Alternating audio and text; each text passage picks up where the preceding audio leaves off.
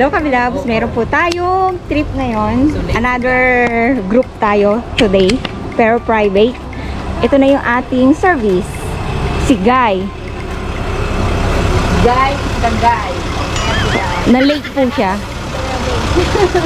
So ito po yung mga kasama natin. Si Cindy, si Chris,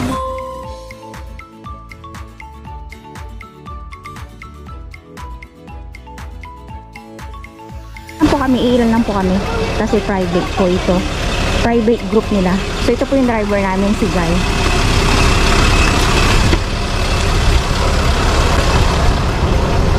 Kunin na natin ng ating bitbitin.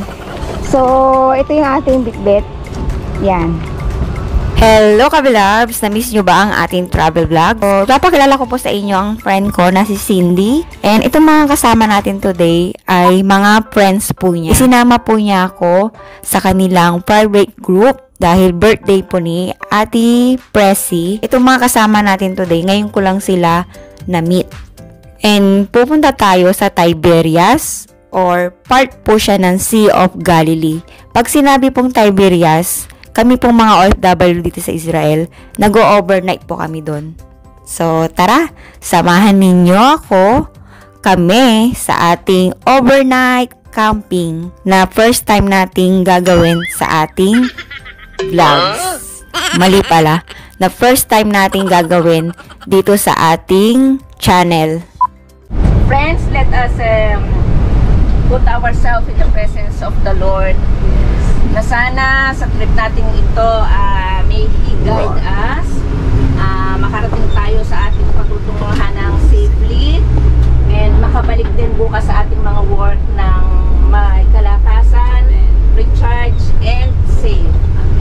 May we also touch the hand and the mind of our driver Guy, who will take us to those places to enjoy and relax finally after so many months without going out and without taking coffees. May the Lord be with us on this trip and enjoy each places that we will go today until tomorrow. Amen. Amen.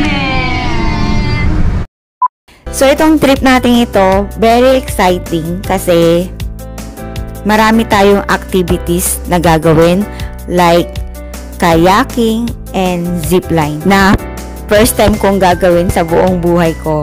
Kaya, samahan ninyo ako sa ating adventure. So, stay tuned to our channel dahil hahatiin natin to into 5 videos para hindi siya ganun kahaba. Hello, Frank! Thank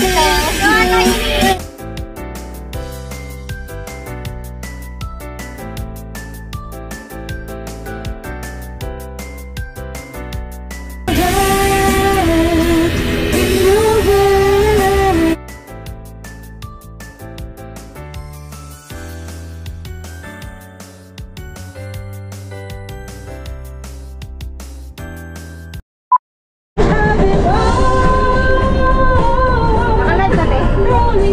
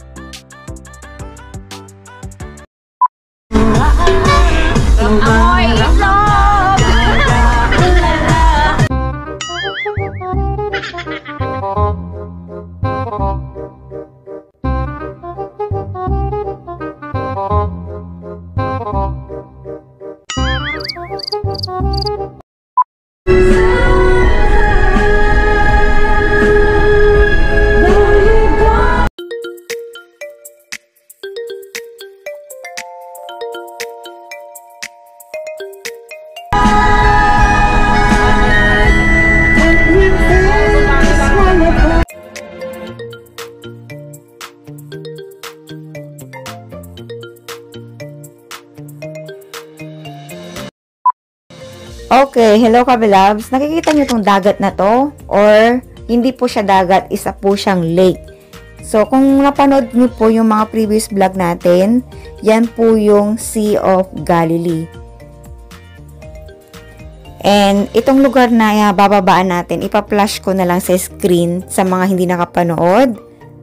Kasi nag-stop over din tayo dito nung April. So, itong kinatatayuan natin ngayon ay dito natin matatanaw ang panoramic view of Sea of Galilee. So, itong kinatatayuan natin ngayon ay ito yung tinatawag nilang sea level or yung level ng lupa. So, okay, counting recap lang po. Ang Sea of Galilee po ay ito po yung pinaka lowest fresh water in the world. And second to the lowest point on earth na pangalawa sa Dead Sea. Yun po ang story ng Tiberias or Sea of Galilee, yung ating pupuntahan. So, ito pong pupuntahan natin Tiberias is part po siya ng Sea of Galilee and maliligo tayo doon, mag-overnight swimming tayo and makikita natin ang kagandahan ng Sea of Galilee. So, I hope you will watch this video until the end.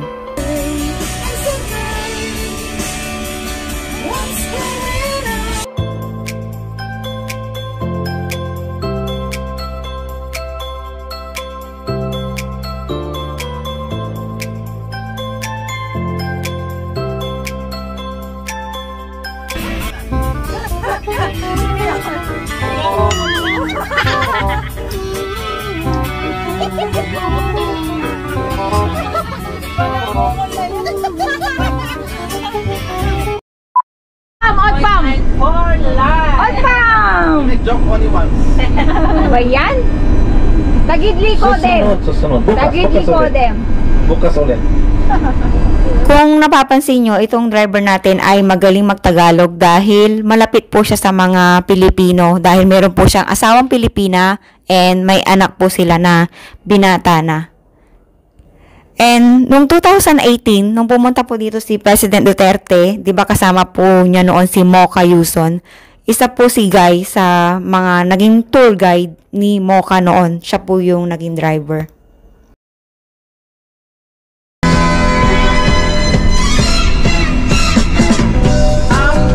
Okay, now I will show you what I eat every day. Dura.